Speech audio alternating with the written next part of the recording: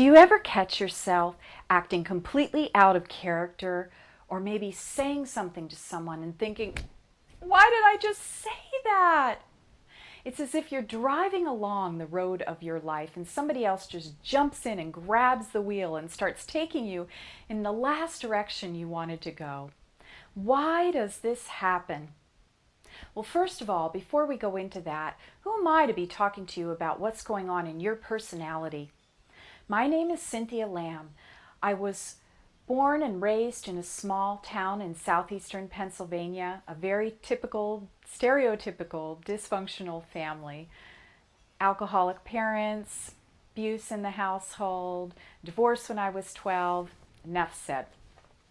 When I was 18, I had just a profound spiritual awakening. When I was on the operating table during a 10-hour surgery for a ruptured appendix, I was taken up out of my body by these beautiful beings of light. The experience was just steeped in loving. It was as if I was swimming in love. Hard to explain. It was just infinite loving and compassion were available. And while I was out there, I received downloads of information about us being souls and spirit in a body here on planet Earth. And I learned about the manifestation process and prosperity consciousness and the healing process. And one thing that I was shown was that what happens when we are plunked down into a fear-based right-wrong reality is that our personality starts to fragment. So how does this work? Well, the first time you have something that you experience as very painful, very difficult, very challenging, or traumatic happen in your life, the natural inclination of the psyche is to push that away. And the reason we do that is because we're love in a body, your spirit in a body, having a human experience, and your essence is loving. And what this means is that it is your nature to feel good about yourself all the time. You want to feel loved. So when something happens that feels off course, the psyche protects us by pushing that away, putting it aside, forgetting about it, burying it deep in the ground. As we grow up, time after time we've done that, and we end up as grown-ups with parts of ourselves that are out of alignment with who we truly are as loving beings. Let's take a look at what this looks like in the extreme.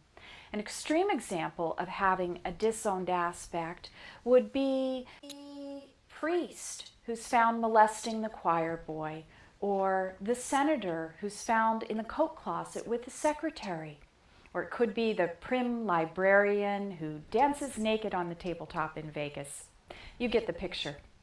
For you, it may not be so extreme, but it might be a behavior that you can't control. Maybe you can't stop yourself from eating everything on your plate or diving into the box of chocolates every night. Maybe it's an addictive behavior, or there may just be a part of your personality that you just don't like and you just don't feel comfortable with. So the parts of your personality that have been pushed aside are called disowned aspects or subpersonalities in psychology. Why is it important for you to know about having a disowned aspect, you might be thinking? Well, these aspects of yourself, because we're innately love, all parts of ourselves want to live in the light, and these aspects will be clamoring for your attention. They'll be jumping forward to get you to wake up and recognize them and see them for who they are. What this means is they may be causing an obstacle in your life. They may be preventing you from reach a goal. They may be sabotaging your success because all aspects are acting out in an unconscious way, and this means that their behaviors may not be that healthy. So about now, you might be wondering, how do I know if I have a disowned aspect of self? Well, there's many ways you can tell. First and foremost, is there any part of yourself you don't like? Is there any part of yourself that makes you uncomfortable? Do you have memories that just make you cringe when you think of your behavior?